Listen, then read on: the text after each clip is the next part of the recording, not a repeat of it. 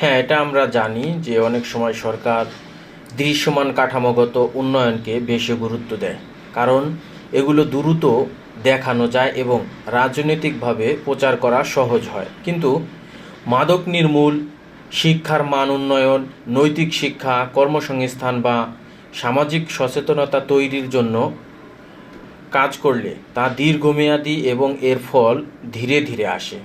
তাই এসব ক্ষেত্রে ধারাবাহিক ও আন্তরিক উদ্যোগ কম দেখা যায়, এমন অভিযোগ অনেক মানুষেরই আছে।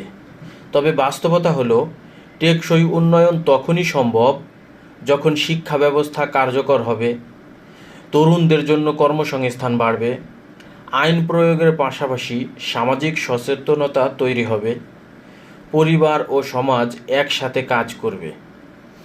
শুধু সরকার নয়, সমাজ, পরিবার, শিক্ষা প্রতিষ্ঠান, ধর্মীয় ও সামাজিক সংগঠন সবাইকে একসাথে ভূমিকা রাখতে হবে।